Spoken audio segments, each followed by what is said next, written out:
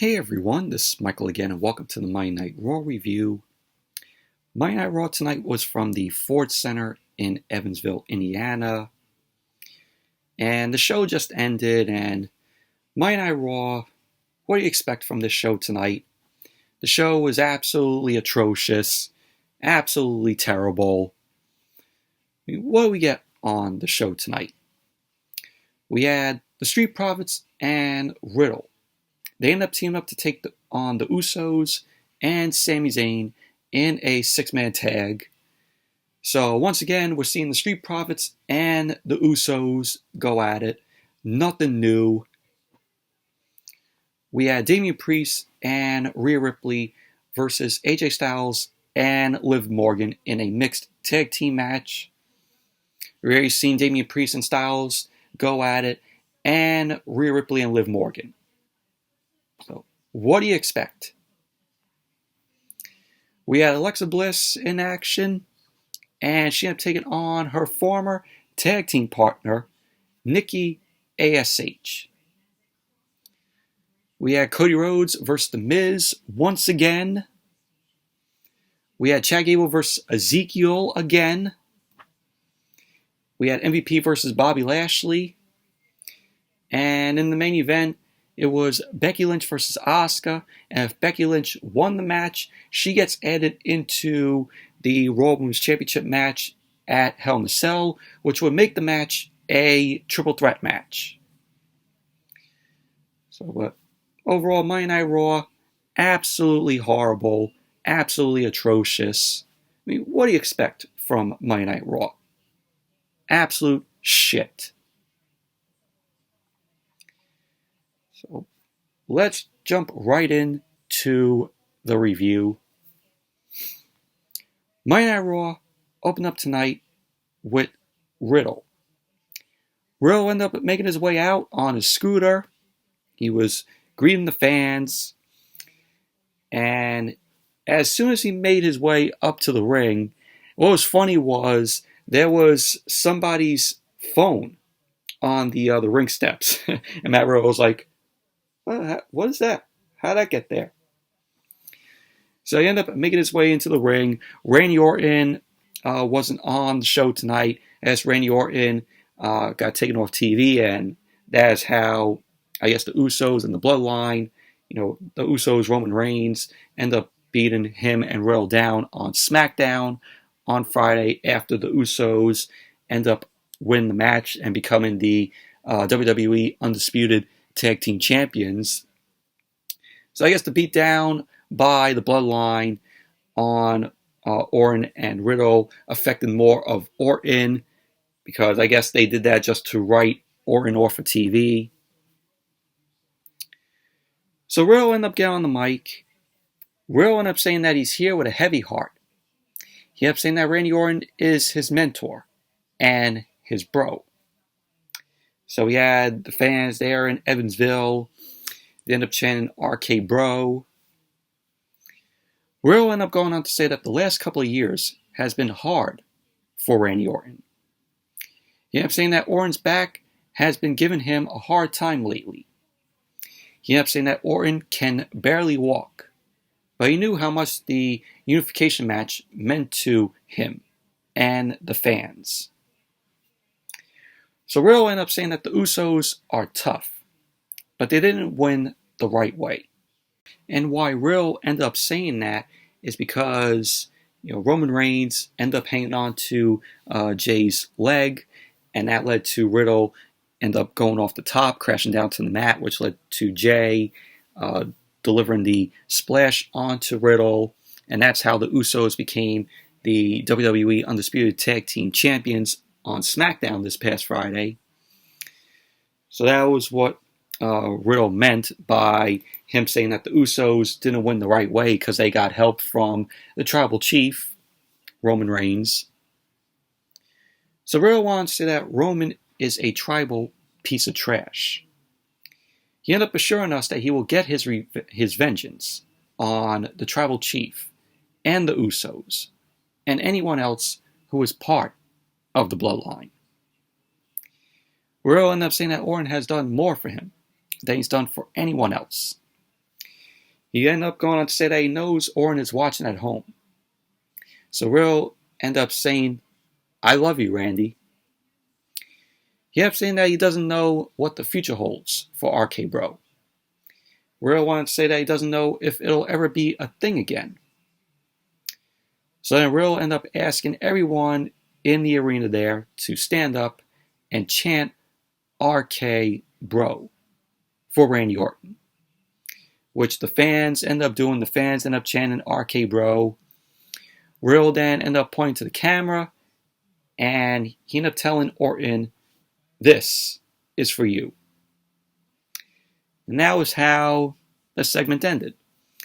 But this was a very enjoyable promo from Riddle, and it looks like this is going to be the start of Riddle getting a singles push, and maybe this could lead to a match with Riddle and Roman Reigns at Money in the Bank. So that's where I see WWE taking this with Riddle, as Randy Orton possibly might be taking time off. So that's how I see it happening. I think this is going to be the start of Riddle getting a singles push, and he'll be having Roman at Money in the Bank. So overall, enjoyable promo from Riddle. And then as Monday Night Raw came back from the commercial, we had Riddle. He was still there. His ribs were taped up after the end of SmackDown. After the unification match, Jay ended up jumping off the top, and he drove Riddle through the commentary table. So that was why you saw Riddle's ribs, being taped up here. So then we got the 6-man tag. So it was Riddle teaming up with the Street Profits to take on the Usos and Sami Zayn. And this was a decent match here, but how many times have we seen the Street Profits and the Usos, go at it? So, like I said, Riddle was still in the ring, and then the Street Profits end up making their way out. Sami Zayn then made his way out. He was wearing a Bloodline t-shirt. And then we had the Usos. They end up showing up on the screen. And they just cut a quick promo. They reminded us that they are the ones. So it was just a quick promo from the Usos, and then they made their way out. When the Usos came out, they didn't even get past the stage because they were attacked by Riddle and the Street Profits. And then Sami Zayn also was there. So Sami Zayn started attacking the Profits and Riddle. And referees end up running out to try to restore order. And then Monday Night Raw went to commercial. And then when Monday Night Raw came back from the commercial, Angelo Dawkins started off the match with Sami Zayn. Sami Zayn ended up grabbing a headlock on Angelo Dawkins. Dawkins ended up pushing Sami Zayn off. He ended up taking Sami Zayn down with a shoulder block. Zayn ended up coming off the ropes, and he ran into a drop kick by Dawkins. So Dawkins ended up hitting a twist and splash in the corner to Sami Zayn. Dawkins tagged in Montez Ford.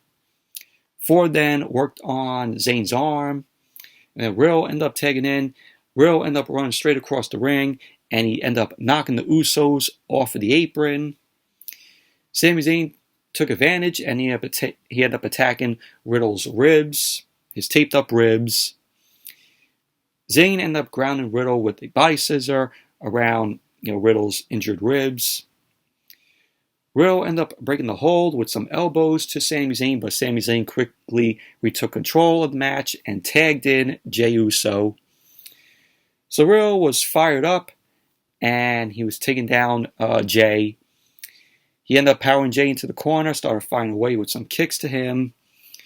Riddle then delivered a fisherman suplex to Jey, which he ended up going for the cover. Jey kicked out at 2. Riddle tagged in Ford. Ford took down Jey with a clothesline. Ford fired off with some more strikes to Jay, but Jimmy Uso ended up making the blind tag. He ended up sending Ford tumbling out of the ring, out to the floor. And then Jimmy laid out Ford with a super kick. And then as Monday Night Raw came back from the commercial, Sami Zayn was in control of the match. Sami Zayn ended up grounding Montez Ford with a chin lock. Ford ended up reaching to make the tag, but he couldn't make it, so Sami Zayn ended up driving Ford down on the back of his head. Ford flipped out of a suplex attempt from Sami Zayn, and Ford ended up delivering a backdrop suplex onto Sami Zayn. Sami Zayn knocked Dawkins off the apron. Jay pulled Riddle off the apron and dropped him across the barricade, which took Montez Ford away from tagging in Riddle. So Ford ended up catching Sami Zayn with a small package. Sami Zayn ended up kicking out and tagged in Jay. Jay then ended up throwing Ford toward his corner. Ford ended up knocking both Sami Zayn and Jimmy off the apron. And we have Ford ended up knocking down Jay. And both Jay and Ford were down. Ford then ended up taking in Riddle. Riddle started going crazy on Sami Zayn. He ended up hitting a ripcord knee on Jimmy. So Riddle ended up hitting running forearms into both corners. He ended up landing a double senton onto both Jimmy and Sami Zayn. So Riddle ended up hitting the draping DDT on Sami Zayn, as Riddle ended up setting up to hit the RKO. The Usos ended up distracting Riddle, and the Usos walked out of the match. They ended up walking to the back, so they left Sami Zayn alone. So Riddle ended up hitting the RKO on Sami Zayn. He ended up pinning Zayn. So there you go. Riddle and the Street Profits ended up winning the match. Overall, it was a decent match. But, we've seen the Usos and the Street Profits go at it before. But overall, decent match. And I'm like, the tag team titles were unified on Friday. They unified the titles, and yet there are no teams. There is no tag team division. Who are the Usos going to face when they put the titles on the line? Who is there? We're going to get them versus the Street Profits again? We're going to see them versus the Alpha Academy? I mean, there's no tag team division. The tag team division on both Raw and SmackDown suck. There is nobody for the Usos to face when they put the titles on the line. Literally nobody. So then we have Bobby Lashley. Bobby Lashley ended up coming out. He didn't get pyro. And so he was in the ring as Monday Night Raw came back from the commercial. And they ended up saying that Bobby Lashley and Omos will meet again at Hell in a Cell. Great. Fucking great. So Lashley ended up getting on the mic. He ended up saying that he survived the cage match last week. He ended up saying that he saw the anger in Omos' face after the match and knew that things were not settled between them. So Bobby Lashley was like, me and Omos are going to be doing it one more time at Hell in a Cell. And I hope this is the last time that Lashley and Omos face off. This feud needs to end after Hell in a Cell. As much as I want to see on SmackDown, the New Day and Sheamus, Rich Holland, Butch feud needs to end, which I hope it does, but I know WWE is going to drag it out until Big E comes back, and then when Big E comes back, we're going to get a 6-man tag out of that. Oh God, that feud needs to end. Same with Bobby Lashley and Omos. This feud needs to end. What more can they do after their match at Hell in a Cell? So Lashley ended up saying that tonight is his almighty challenge. So Lashley ended up inviting Omos and MVP to the ring. So Omos and MVP ended up coming out. MVP was on the mic. MVP ended up saying that they aren't a pair of dogs that come out whenever they're called. MVP ended up saying that the whole world saw Omos beat Bobby Lashley's ass all over the steel cage. And if it wasn't for faulty equipment, things would have ended differently. So MVP ended up implying that he's going to file a complaint. But Bobby Lashley ended up cutting him off. And Lashley ended up telling MVP that a regular match cannot sell things between him and Omos. And Bobby Lashley ended up saying that he wants a match. And the winner of the match will decide the stipulation for the match at Hell in a Cell between him and Omos. So Bobby Lashley ended up saying that the match will be between him and MVP. So MVP ended up saying that he made Bobby Lashley. So Lashley ended up saying that he wants to know the last time MVP won a match here. And Lashley ended up saying that he's going to put MVP in the Hurt Lock in front of everyone. So Lashley's music ended up playing. Omos and MVP started walking to the ring. MVP tried to sneak up on Bobby Lashley. Lashley ended up catching MVP, and he knocked MVP off the apron.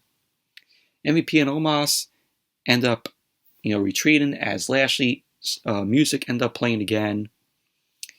So that was basically that. But this was just yawn, snore, grab your pillow. That was it. That was to describe this segment. Absolutely boring. I don't even care about this feud. Never did. And this feud needs to end after Hell in a Cell. I don't see anything more that WWE can do with Lashley and Omos. End this feud after Hell in a Cell. So then, as Monday Night Raw came back from the commercial, Corey Graves ended up announcing that on November 5th, Saturday, November 5th, it's going to be Crown Jewel from Saudi Arabia. So WWE is going back to Saudi Arabia for Crown Jewel on November 5th. Another typical house show it's going to be. So then we saw Dana Brooke, the 24/7 champion. Dana Brooke ended up telling Adam Pearce that she's looking for a match against Carmella, which we'll probably get next week, considering next week is going to be the go-home show for Hell in a Cell. So we're going to possibly see that next week. So Carmella is going to be chasing after the 24/7 title.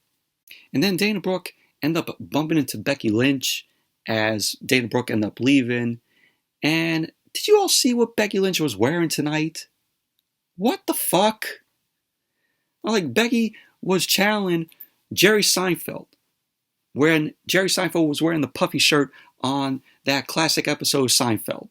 You all remember that episode.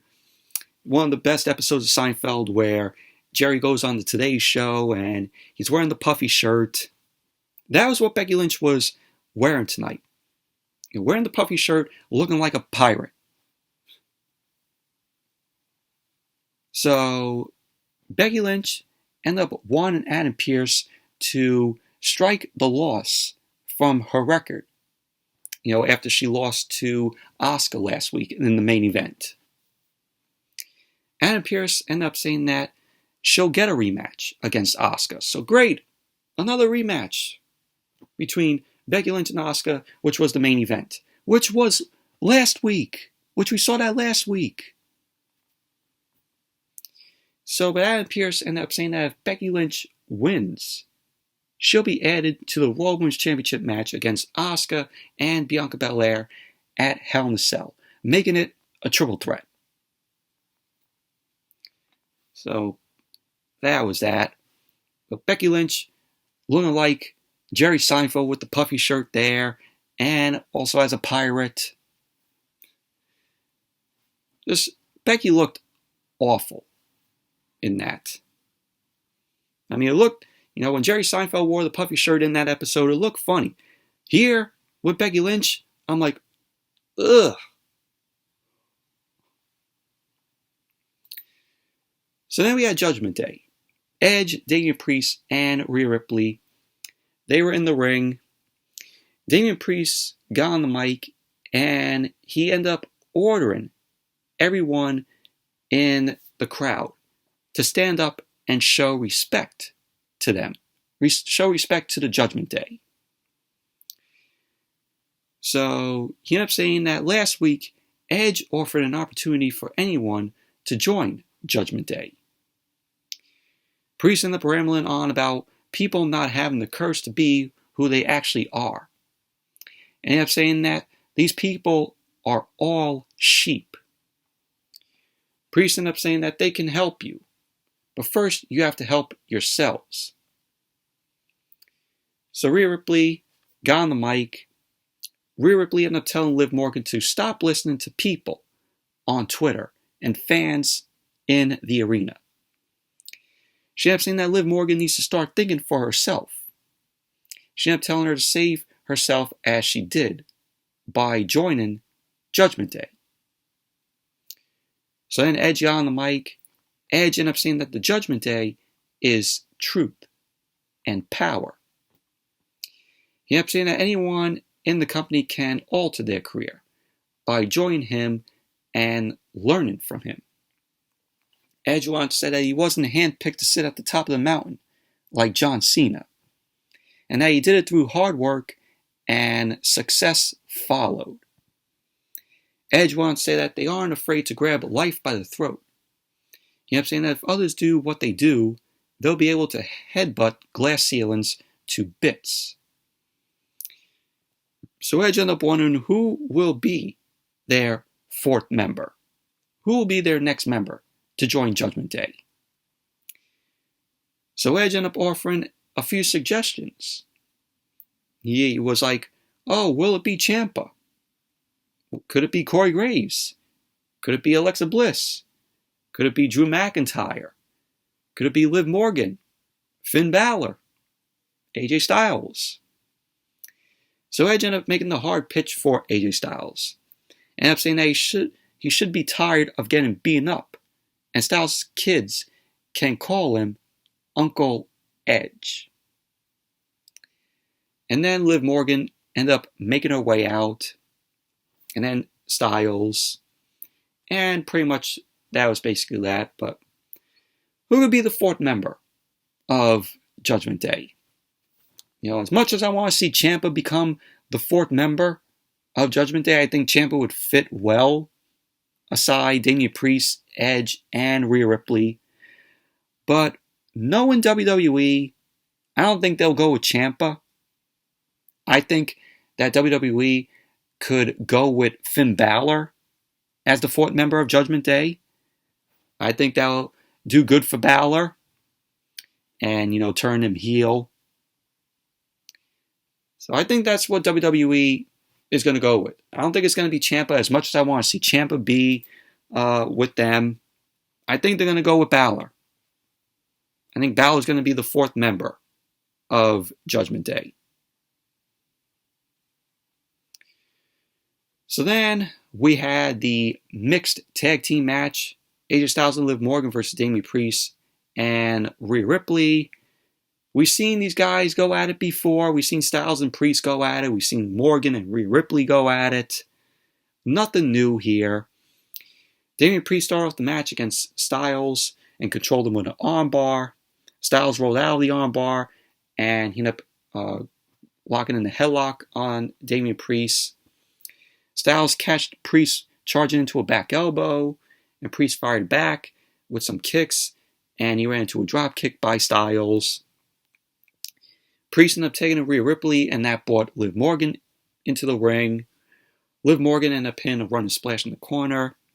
She ended up trying to go for a sunset flip, but Rhea Ripley ended up powering out and headbutted Liv Morgan. Rhea Ripley then ended up throwing Liv Morgan to the corner by her hair, started pounding away on her. Rhea Ripley ended up charging into a big boot by Liv Morgan. And Liv Morgan ended up delivering a crossbody onto Rhea Ripley from the second rope, but she was caught by Rhea Ripley. Ripley ended up powering up Liv Morgan into a vertical suplex, but Liv Morgan ended up escaping, ended up taking down Rhea Ripley. Ripley ended up retreating outside of the ring. Liv Morgan ended up following her with a dive between the ropes. Styles ended up catching Damian Priest with a kick from the ring apron. And Liv Morgan ended up rolling Ripley back into the ring, started landing some punches. And she ended up charging right into a kick from Ripley. Rhea Ripley then ended up hitting the vertical suplex on Liv Morgan, to which Rhea Ripley ended up going for the cover. Liv Morgan ended up kicking out at 2. So Liv Morgan then ended up hitting a Hurricanrana from the second rope onto Rhea Ripley. She tagged in Styles. Styles came in, and then Damian Priest came in. Priest ended up missing a dive into the corner. Styles followed up with a forearm. Damian Priest ended up retreating out to the floor. Styles ended up pointing at Rhea Ripley if he wanted her in the match, which allowed Damian Priest to blindside Styles. Styles then rolled out to the floor, and Damian Priest ended up dropping Styles onto the edge of the ring apron. And as Monday Night Raw came back from the commercial, we had Styles and Priest. They were both down. Styles ended up trying to make a tag to Liv Morgan, but he ended up running into a chop by Damian Priest into Styles' throat. The chop, Damian Priest ended up chopping Styles in the throat.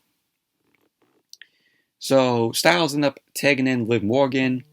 Rhea Ripley also came in. Liv Morgan ended up delivering some kicks to Rhea Ripley, and she delivered a rising knee strike in the corner to Rhea Ripley. Liv Morgan followed up with a drop kick from the second rope, and she delivered a springboard into a code breaker on Ripley. So Edge saved Rhea Ripley by putting her foot on the bottom rope as Liv Morgan went for the cover. Styles ended up attacking Edge. He ended up going at it with Damian Priest.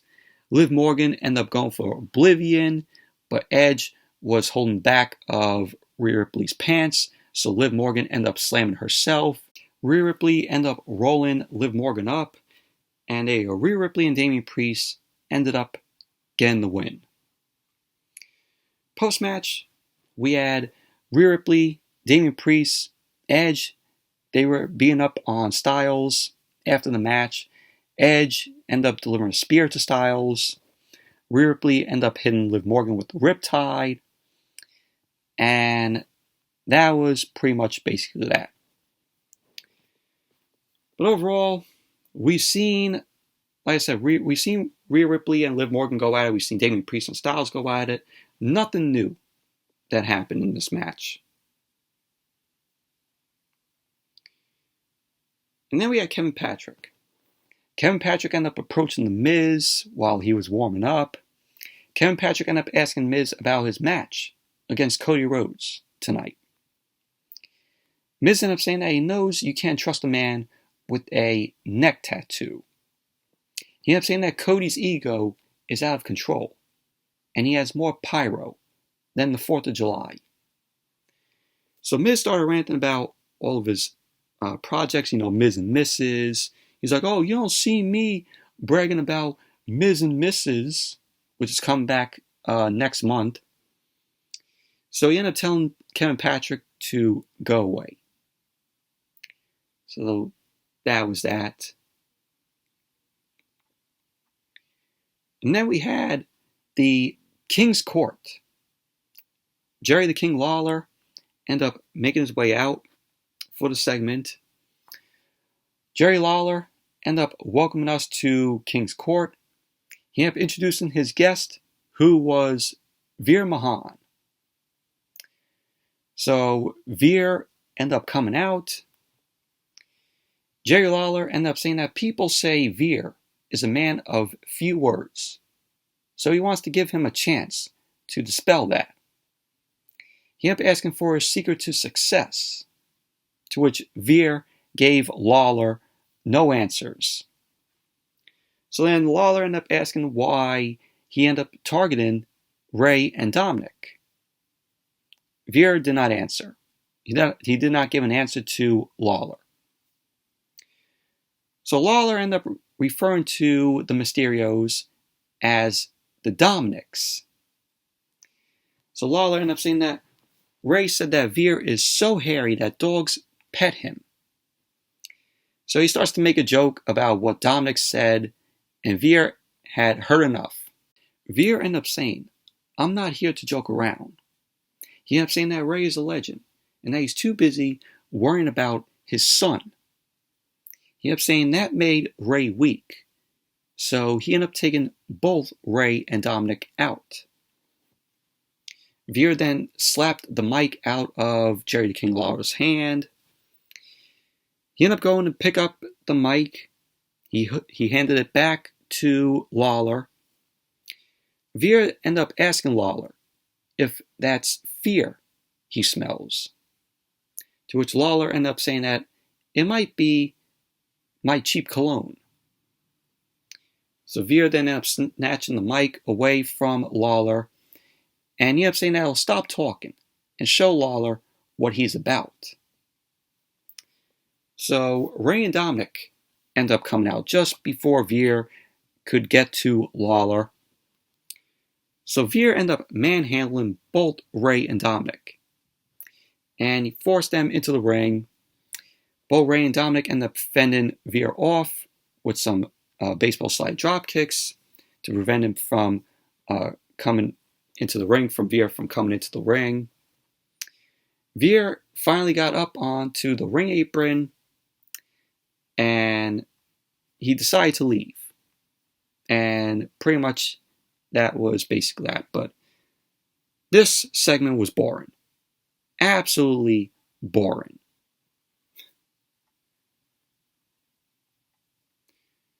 So then we had Alexa Bliss. Alexa Bliss was backstage. She was asked about how she feels being back on Raw. Alexa ended up saying that it's been great. She ended up saying that she has a match tonight against her former best friend, Nikki A.S.H. Alexa Bliss ended up saying that they used to be best friends, but it's better now because now she's best friends with Lily, and that Nikki dresses like a superhero. So that was that. Then we had Alexa Bliss end up coming out. And as Monday Night Raw came back from commercial, Nikki A.S.H. ended up making her way out along with Doudrop. So we got the match. Alexa Bliss versus Nikki A.S.H. Squash match this was. Alexa Bliss ended up hitting Twisted Bliss on Nikki. And that was that. Alexa Bliss ended up winning. Moving on. We had Kevin Patrick. Kevin Patrick was backstage, and he ended up introducing Seth Rollins, to which Seth Rollins dressed early for Halloween this year. He was dressed in an orange shirt. So he dressed early for Halloween this year. So he dressed 5 months early. So he got a head start on Halloween. So Rollins ended up laminating that fans used to sing his song. But now all he hears is fans chanting for Cody.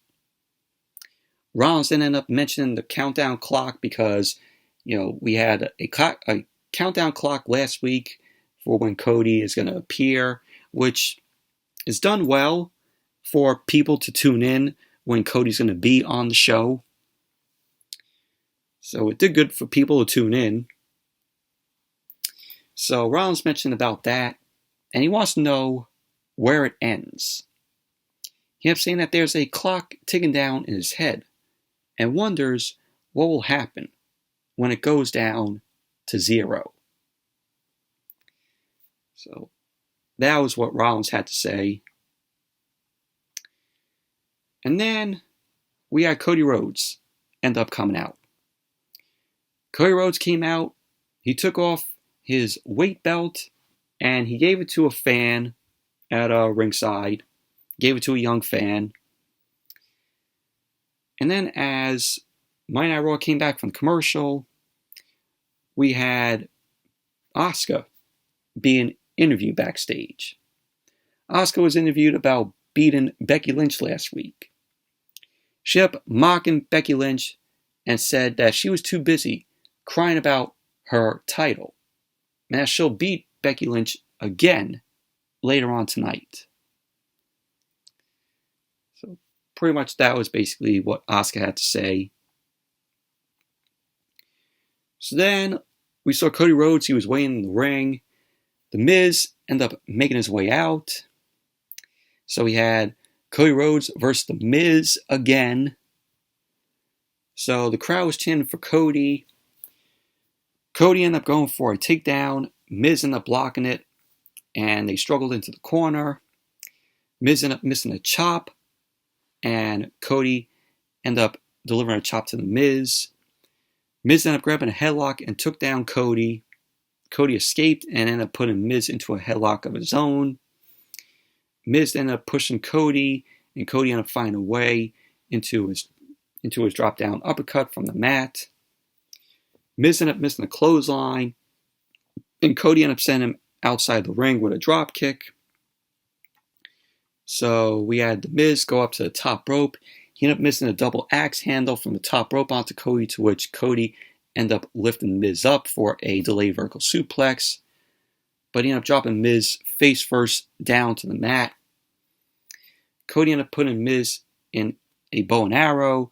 Miz ended up managing to escape out of that.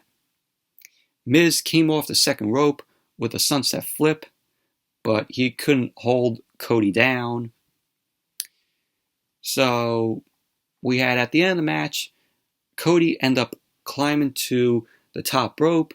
Seth Rollins ran in out of nowhere.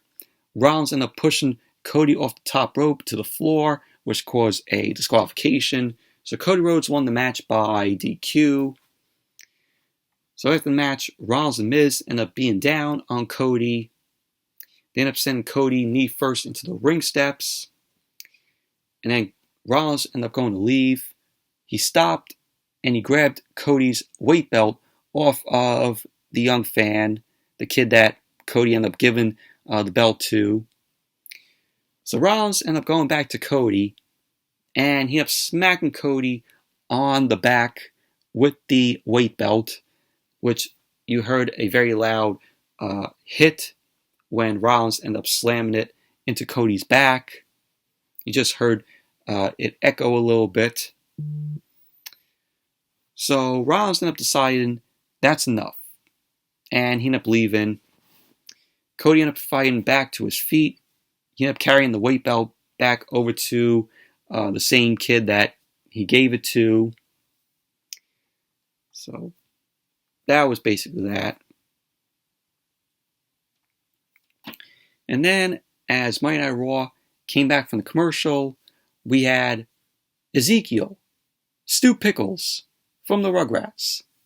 Live action Stu Pickles. Because he looks like Stu Pickles in live action form. So he ended up making his way out. Kevin Owens was at ringside. So once again, we had Ezekiel versus Chad Gable. Nothing new here. Ezekiel ended up grabbing an armbar. Chad Gable ended up escaping.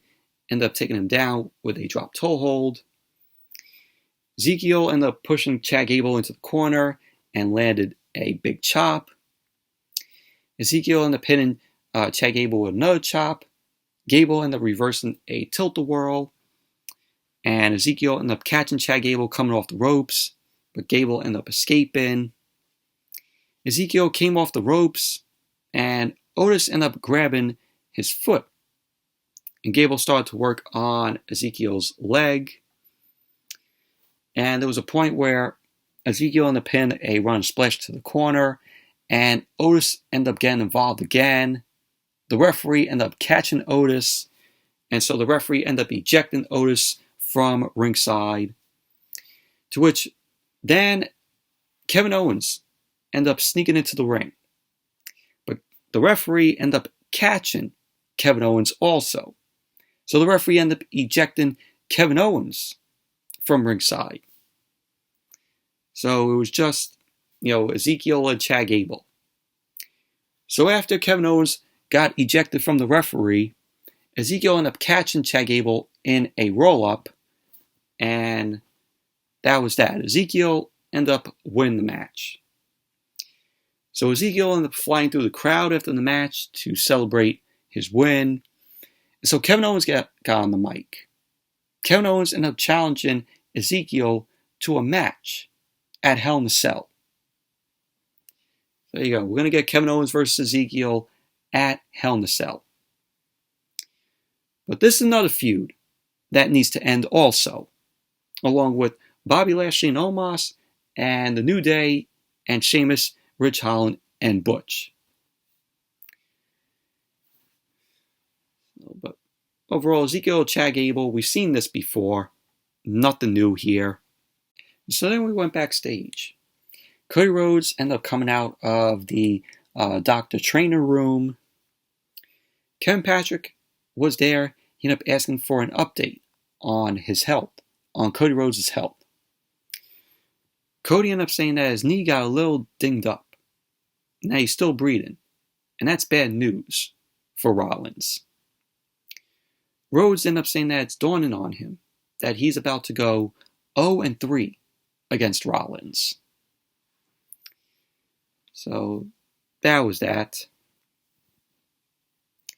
And then Bobby Lashley ended up coming out. So we had the match, Bobby Lashley versus MVP. The winner of the match will get to choose the stipulation for Bobby Lashley and Omos' match at Hell in a Cell. So MVP ended up making his way out. And so the match got underway.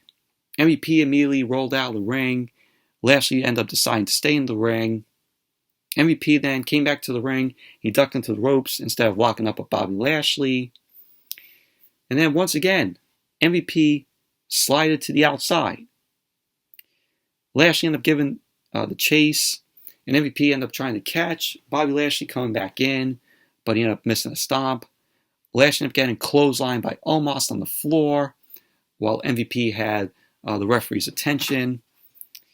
MVP ended up rolling Bobby Lashley into the ring, and he ended up hitting a running boot into the corner on Lashley. Lashley ended up grabbing MVP by the throat as MVP was jawing at Lashley. MVP ended up breaking out of it.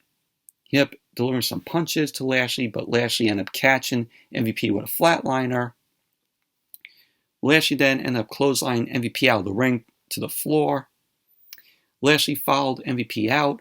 He hoisted MVP on his shoulders and rammed MVP into the ring post. So Lashley rolled MVP back to the ring, and Omos ended up going for a clothesline. Lashley ducked it, and he went after Omos, but he lost track of the referee's count, and Bobby Lashley was counted out because of that. So MVP won the match by countout. Post-match, Lashley ended up putting MVP in the Hurt Lock, and that was that. So he got no stipulation for the match with Lashley and Omos for Hell in a Cell. In my opinion, I think it's going to be a Hell in a Cell match. I think the stipulation is going to be a Hell in a Cell match. And I think Bobby Lashley and Omos are going to have that match inside of a Hell in a Cell. And then they said on commentary that next week, Lacey Evans returns to in-ring action next week. Who it will be against? It's probably be against a jobber, a local talent.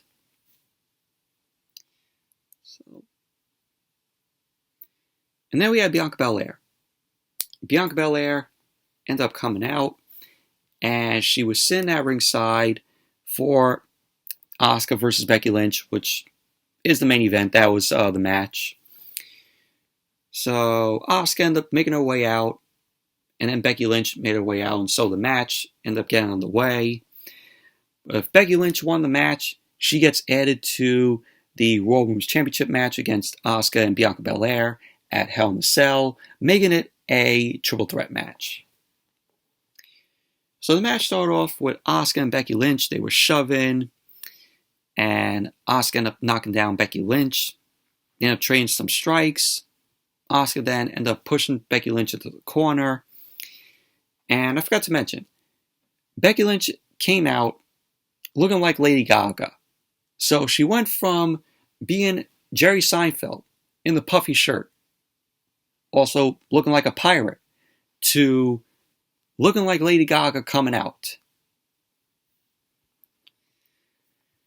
Who's ever dressing Becky Lynch? What the fuck? Might be Seth Rollins, might be her husband dressing her. Seth Rollins might be like to her, oh, so, honey, what do you want to wear tonight? Oh, that looks good. Let me wear that puffy shirt so I look like a pirate tonight. How about when I make my way to the ring, how about I'll look like Lady Gaga? Yeah, choose those two for me to wear tonight. That's what probably Becky Lynch says to her husband. Oh, so I want to wear that tonight, and I want to wear that tonight. And then Becky Lynch goes to Seth, and she's probably like, oh, what do you want to wear tonight, honey? Give me that orange shirt. I want to start Halloween early this year. That's what I'm predicting, what goes on there. So we had Becky Lynch end up going for a kick. Asuka ended up catching Becky's kick. Asuka ended up going for Becky Lynch's disarmer, but Becky ended up reaching to the ropes. So Asuka ended up kicking Becky, which sent Becky retreating out to the floor. Asuka ended up missing a kick from the ring apron to Becky, as Becky ended up quickly hopping up to the apron. She ended up shoving Asuka down the ring apron into the ring post, so Asuka then tumbled to the floor. So as Monday Night Raw came back from the commercial, Asuka was down on the floor. Becky was in the ring. Asuka ended up beating the ref's count back into the ring.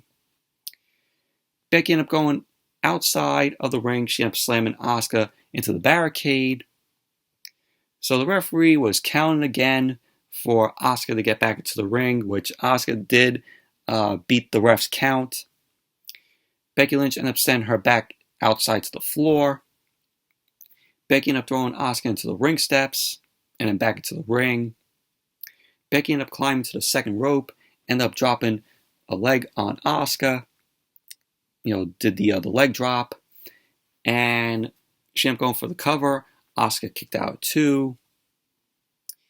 So Asuka reversed a whip, Irish whip, ended up sending Becky Lynch outside the ring. Becky Lynch ended up coming back in, and she ended up running right into a double clothesline.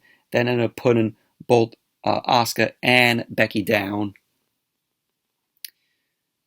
So at the end of the match, we had Asuka end up hitting her pop-up knee strike on Becky. Becky ended up slumping into Bianca's lap at ringside. Asuka ended up going for a kick.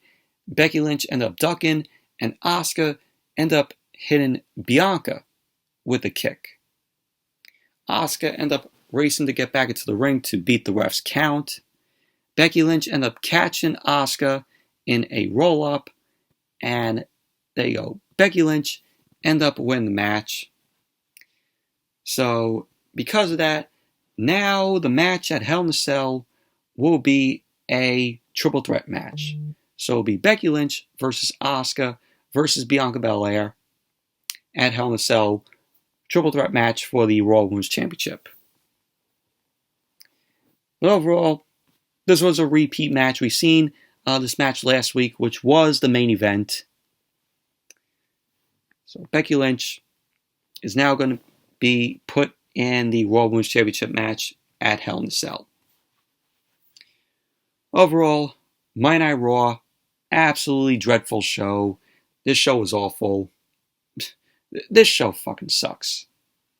This show is awful. SmackDown is way worse, but still, Monday Night Raw sucks.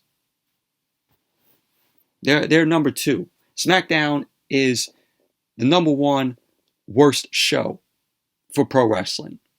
And Monday Night Raw is number 2. Awful show. Awful, awful, awful.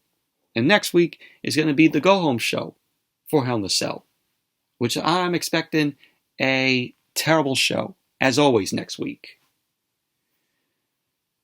But anyways, that's it for the Monday Night Raw review. Thank you all for watching. Hope you all enjoyed this review. Definitely give the video a thumbs up, comment, subscribe, and I will see you all Wednesday for AEW Dynamite. So until then, see you all Wednesday night.